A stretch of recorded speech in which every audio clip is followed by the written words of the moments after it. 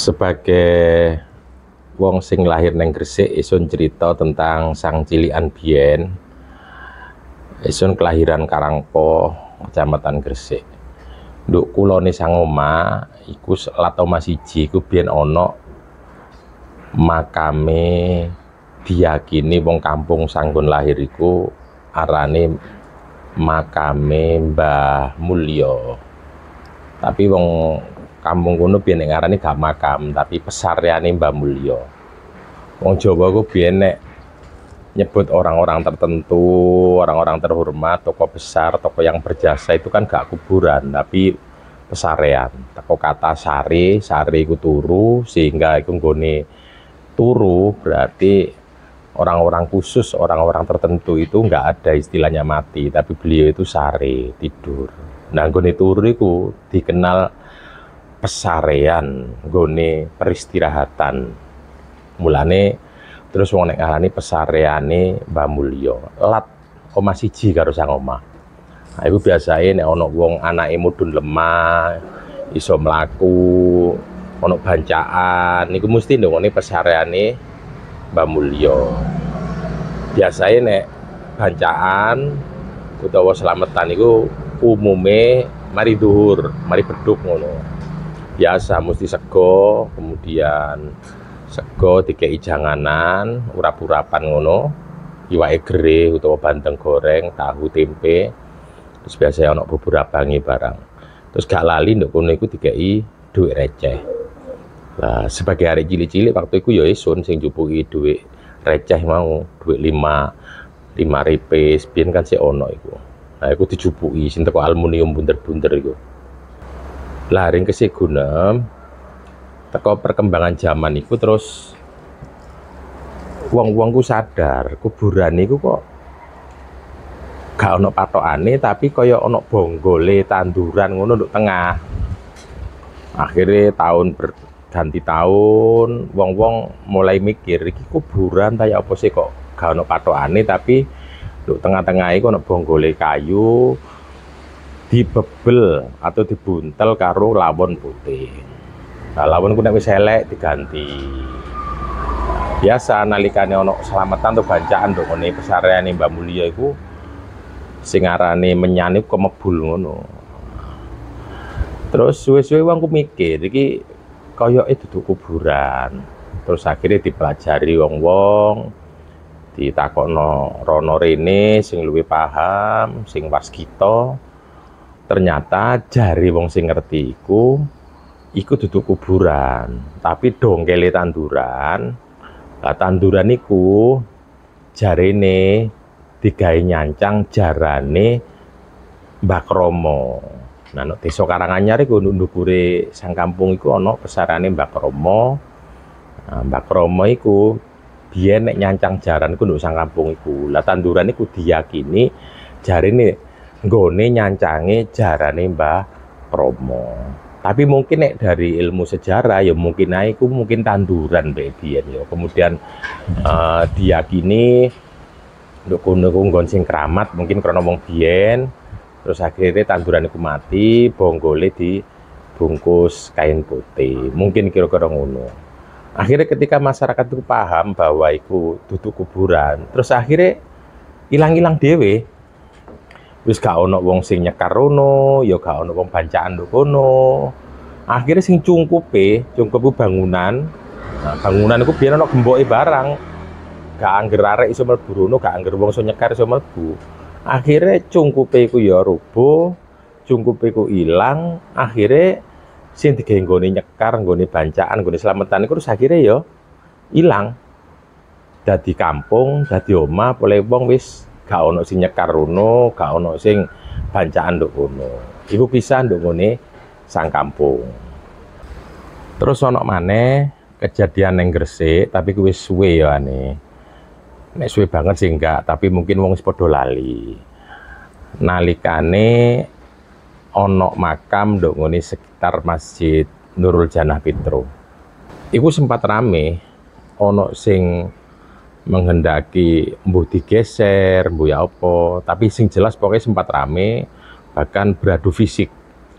Anane makam nduk nggone halaman Masjid Petro. Nek gak salah loh ya, makame Raden Sunaryo utawa sapa ngono lho, nduk nisane ku ono tulisane iku. Iku ya rame biyen ning Gresik iku.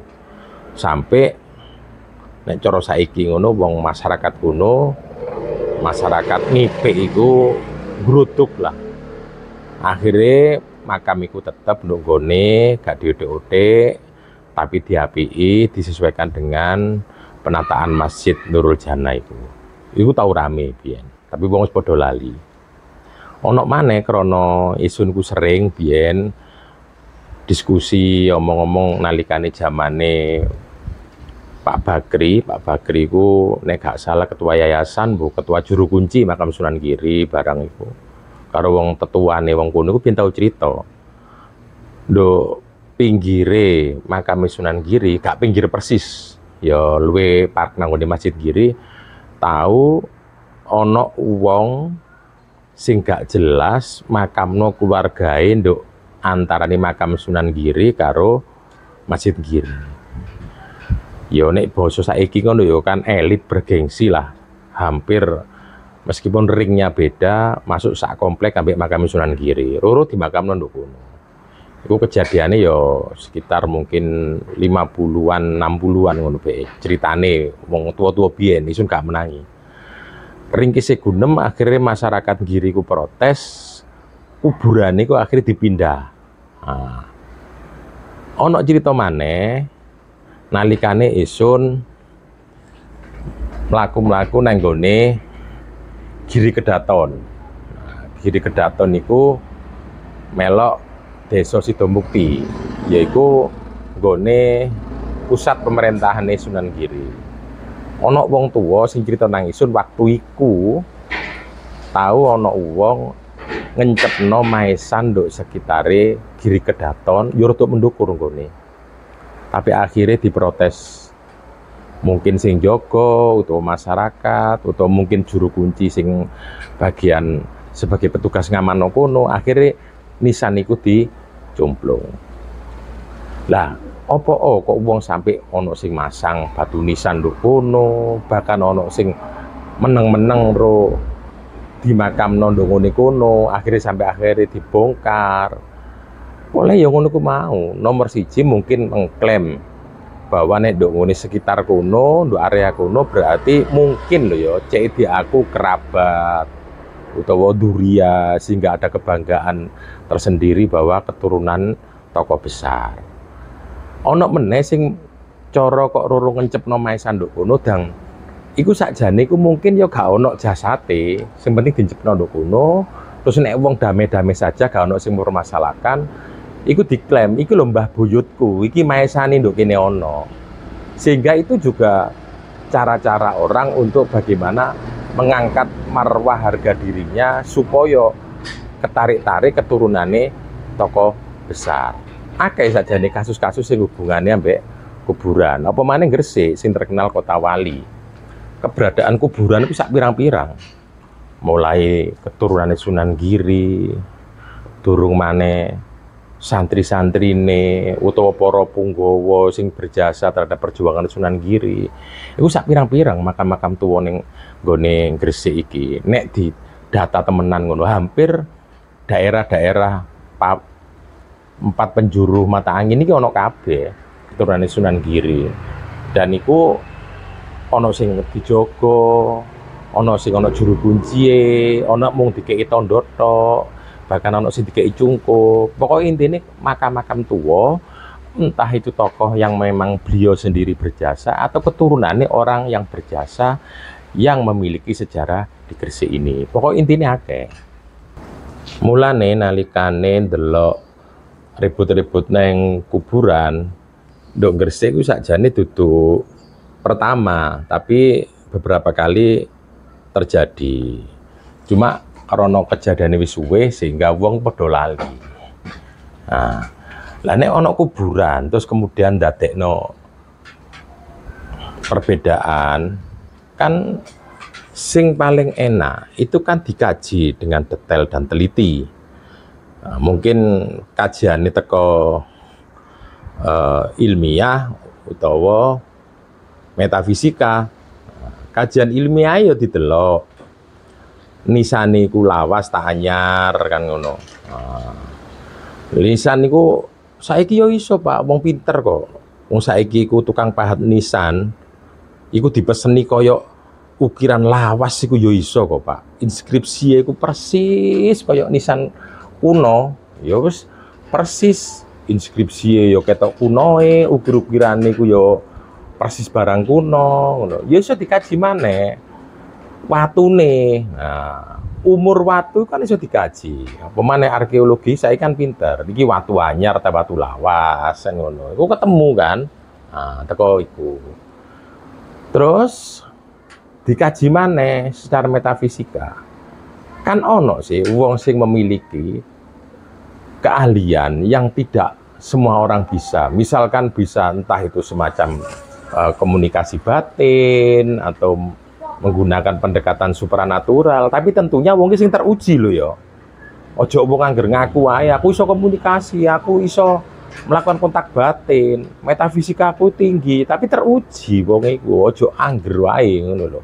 Nah, belum lagi dikaji meneh takok nang ahli genealogi, ahli silsilah. Iki sopo sih? Toko iki sopo? Ono kok sing ahli tentang ini.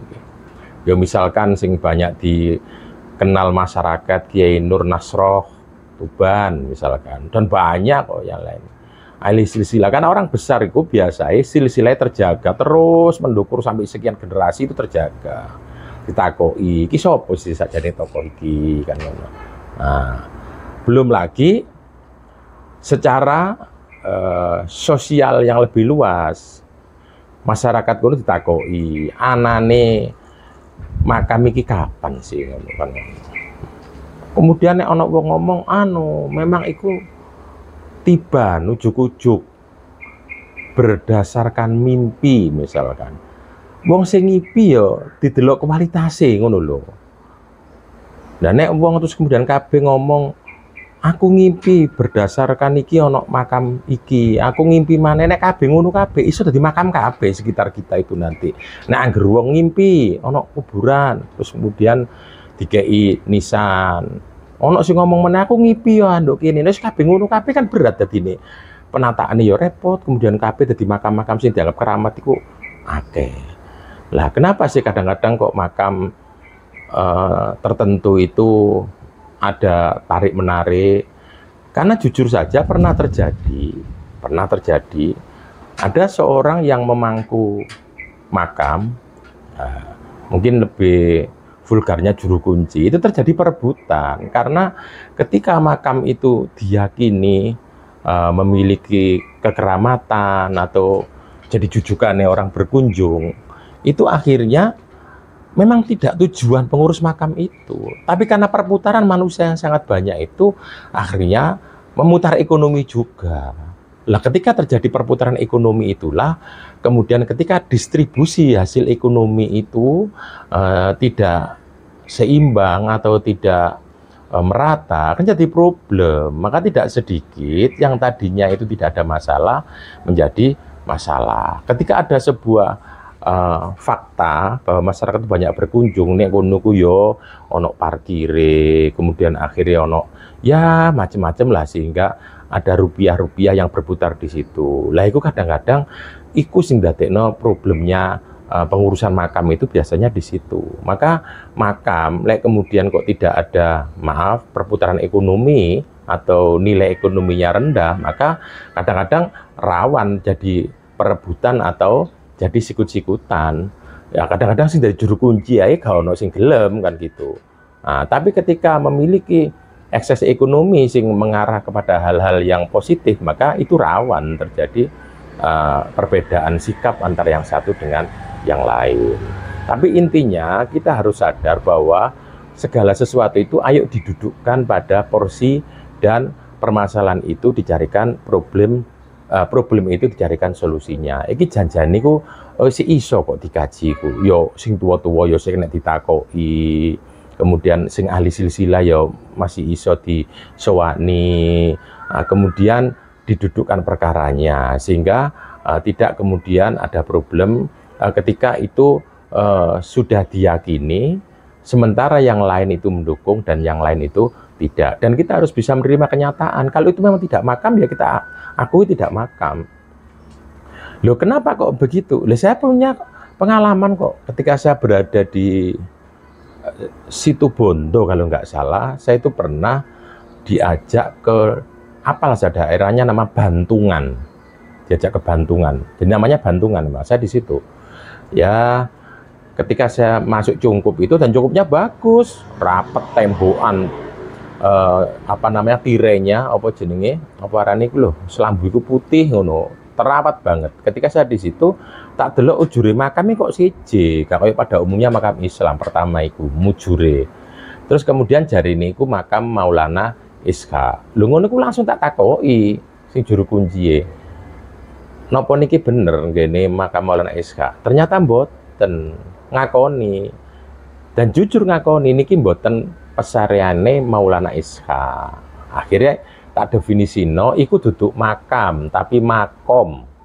Nah, Syekh Maulana Ishaq iku biyen mungkin tahu singgah nduk kono, mungkin iku nggone wirite, nggone dikire, terus akhirnya dikenang karo masyarakat, dikei tondo, dikei bangunan. Nah, juru kunci ngakoni iki duduk makam, maka tak definisi no dewi berarti ini makom. Jadi diakoni ae nek iki duduk makam ya duduk makam, tapi iki makom.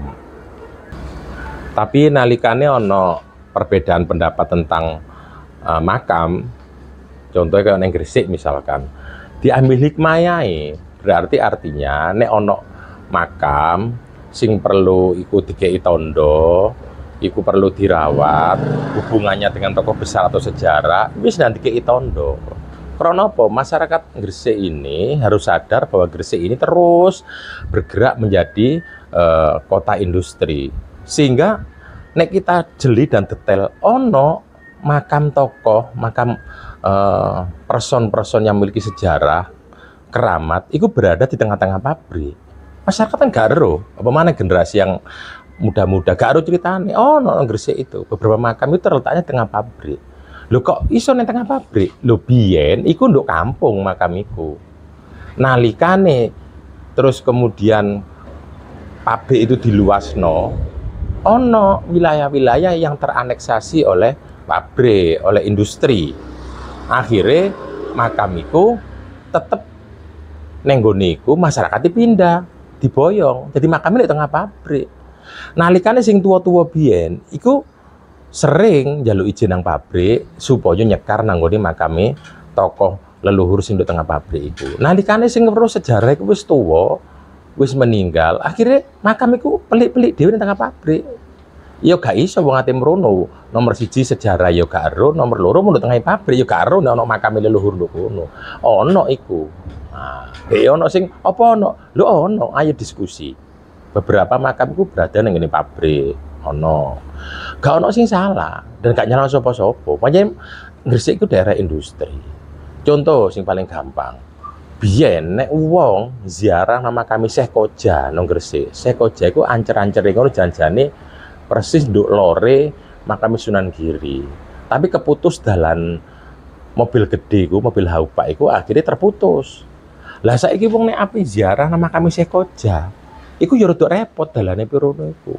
Akeh. Dadi Gresik iku pancene semula ngomong akeh makam-makam tokoh, makam-makam keramat, tapi karena seiring perubahan kota menjadi kota industri, sehingga kampung-kampung tua itu ono sing tergusur, ono sing tergeser, lah gak mungkin makam keramat itu dibongkar, akhirnya tetap berada neng kuno. Iku akeh kaya ngono iku. Sehingga nalikane ono ribut-ribut makam iku dibongkar utawa tidak, ini menyadarkan kita nek makam ini perlu dijogo ya dijogo, nek perlu dikei keterangan sehingga masyarakat tahu iki loh memang betul-betul makam yang memiliki hubungan historis konkret dengan Gresik, dan ini leluhur wong Gresik memiliki jasa terhadap masyarakat Gresik, itu dijogo, termasuk akses.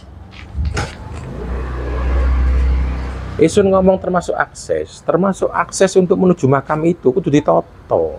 Misalkan koyok makam sing terkenal sepuhe ngalang-alai Wali Songo, makami Nyai Fatimah binti Maimun, Itu kan luar biasa, sampai Malaysia aku kenal sampai Nyai Fatimah binti Maimun, wong toko Kedah weru kok. Lah iku ditata akses dalane rono ku ya apa, tondoe ku ya apa, gerbange ku sing sesuai dengan arsitektur makam iku. Ojo sampai ketika kunjungan toko Malaysia, misalkan toko Brunei atau negara-negara liya, tibake memang makam sih ono, tapi akses menuju iku tidak layak. Jadi dianggap hikmah, ono hikmahe lah ribut-ribut iku, sehingga kita sadar nek pancene kuburan ya ayo dijogo, ayo ditoto, nek gak yo kita legowo, pancen iku duduk kuburan. Lah untuk memastikan iku ayo dilibatno para ahli silsilah, lah ngono ta, ahli antropologi, ahli arkeologi, kemudian ahli metafisika, ayo. Nah nek wis hasil keputusan memang gak, yo kabeh kudu legowo pancen gak. Nah nek ngotot terus kan akhirnya gak iso diselesekno. Nek urusan kok selesainya angel, dijak komunikasi yo repot, diyakin angel. Akhirnya wong malah takut-takut. Janjane ono opo sih kok cek angele, mau diyakin kok gak iso. Mula iki pelajaran sing ape teko ayo hati-hati, ayo dilurusno dan kabeh jembar dada untuk menerima kenyataan dari hasil keputusan.